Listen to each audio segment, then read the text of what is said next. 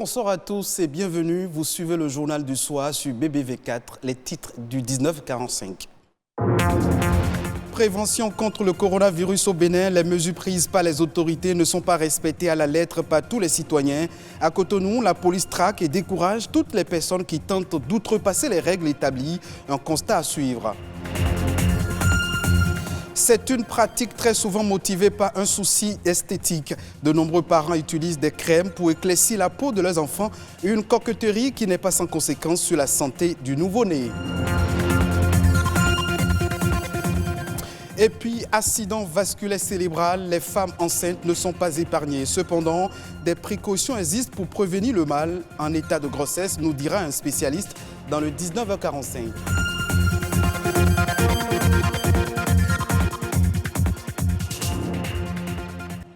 Depuis que le Bénin enregistre des cas de coronavirus, le gouvernement a pris des mesures de prévention en vue de lutter contre l'invasion du Covid-19 sur le territoire national.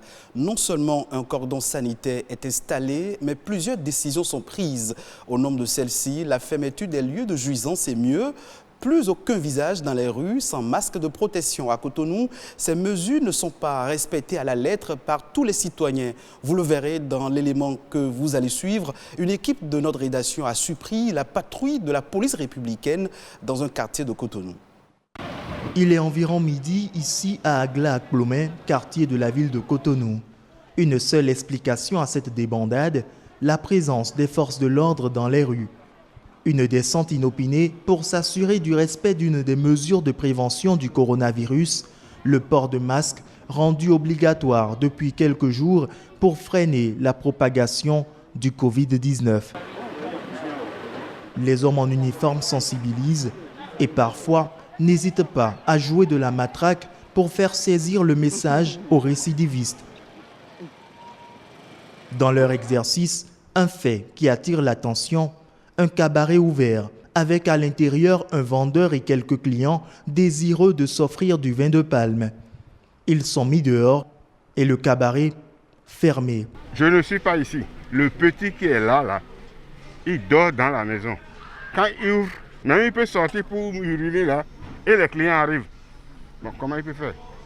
Il commence à le recevoir. Et c'est ce que j'ai intervenu. J'ai dit, c'est ça qui m'a déplacé de la maison pour venir ici maintenant.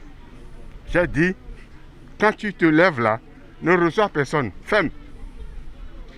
Et toi-même, tu t'enfermes dedans. Les gens commencent par rentrer, ils ne peuvent pas les chasser. Il est trop petit. Les gens viennent, on les renvoie et ils ne veulent pas accepter.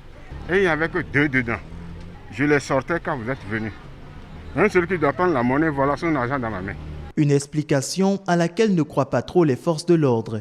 Sur le terrain, ils ne peuvent se prononcer devant la caméra, mais expliquent que ce cabaret n'a jamais gardé ses portes closes. Pourtant, la décision du gouvernement en date du 27 mars stipule clairement que bars, discothèques et débits de boissons présents dans le cordon sanitaire doivent rester fermés. Merci à vous, Rodrigue Babagbeto. Hors de nos frontières, l'Afrique du Sud se bat pour voler au secours de sa population séropositive contre le coronavirus. Une initiative destinée à un groupe particulièrement vulnérable et dont le système immunitaire est affaibli par le virus de l'immunodéficience humaine. Selon les experts de la santé, seuls 2 tiers environ des personnes atteintes du VIH et du sida suivent un traitement antirétroviral. Les autres ignorent leur statut et s'opposent à la prise de médicaments. Les scientifiques n'ont pas de certitude quant aux risques spécifiques auxquels sont confrontées les personnes vivant avec le VIH. Néanmoins, le pays décide d'être dans la prévention. Nous restons toujours en Afrique du Sud. Les mesures pour lutter contre la pandémie du coronavirus se multiplient dans le pays. Le président et les membres du gouvernement sud-africain ont accepté de donner un tiers de leur salaire pour soutenir le Fonds national de lutte contre le coronavirus. L'Afrique du Sud, qui compte 1934 cas, est le pays le plus touché sur le continent, suivi de l'Algérie avec 1666 cas confirmés. À ce jour, 18 personnes ont jusqu'ici perdu la vie des suites du Covid-19. Un autre élément dans ce journal, elle rêve d'avoir un bébé présentable.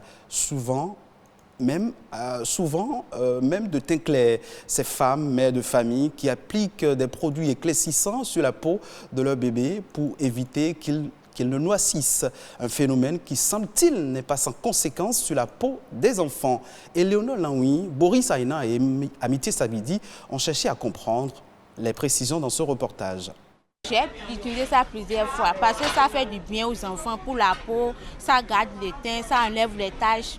C'est la nouvelle tendance, avoir des bébés de peau claire et lisse. Pour y arriver, tous les moyens sont bons.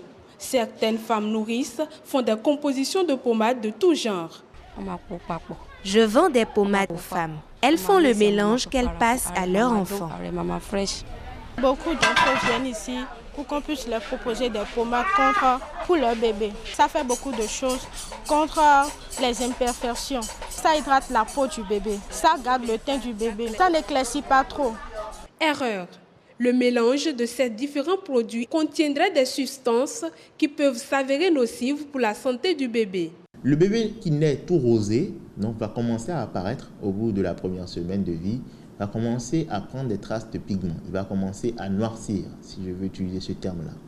Et donc les mamans vont se dire, pourquoi mon bébé ne reste pas rosé? Eh bien les mamans vont commencer à chercher des procédés pour enrayer ce processus de pigmentation qui est un phénomène naturel, qui est un phénomène physiologique. Et donc c'est la recherche donc, de ces concoctions, ces décoctions, que en général on se retrouve dans les marchés à voir des femmes acheter des substances qui peuvent contenir des antibiotiques, qui peuvent contenir donc, de l'hydroquinone, qui peuvent contenir des corticoïdes, qui peuvent contenir des acides de fruits et qui peuvent contenir des substances même qui sont cancérigènes à la base et qui ne sont pas tolérées normalement dans des pays où la réglementation cosmétique est vigilante. Des substances cancérigènes qui empêchent le processus de pigmentation du nouveau-né. Les conséquences sont souvent dramatiques. Ce sont des médicaments qui sont introduits au niveau donc, de la surface corporelle du nouveau-né, qui vont pouvoir pénétrer et ensuite, étant donné que les organes de l'enfant sont encore immatures, vont aller donc alors créer en général des intoxications. Les plus importantes sont l'intoxication au mercure.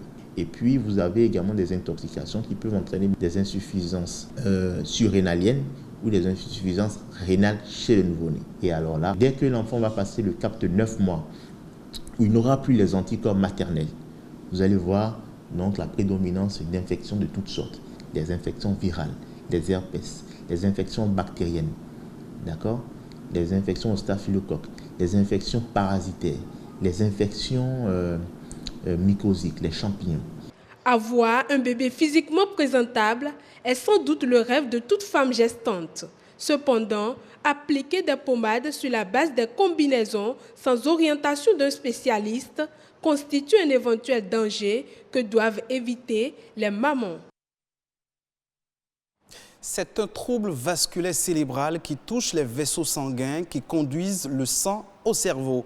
L'attaque cérébrale ou AVC est la première cause de handicap acquis de l'adulte et la deuxième cause de démence après la maladie d'Alzheimer. Cependant, la femme en état de grossesse peut-elle être atteinte de cette maladie ? Oui, nous répondrons les médecins. Une équipe de notre rédaction a rencontré un neurologue qui fait part des facteurs de risque de l'AVC chez la femme enceinte et surtout comment s'y prendre pour l'éviter. L'AVC chez la femme enceinte est heureusement très rare. C'est une pathologie qui, même quand c'est rare, est liée à certains facteurs de risque. La grossesse elle-même étant déjà un facteur, le premier facteur, du fait de la modification physiologique de la femme, où son battement de cœur s'élève, le volume sanguin est élevé et il y a la modification de ses vaisseaux sanguins. Il y a d'autres facteurs qui sont liés, qui sont propres à la grossesse qu'elle porte, tels que l'hypertension gravidique, la prééclampsie. La prééclampsie, c'est défini, c'est lorsqu'une femme a une tension artérielle et dans ses urines, on trouve qu'il y a de la protéine.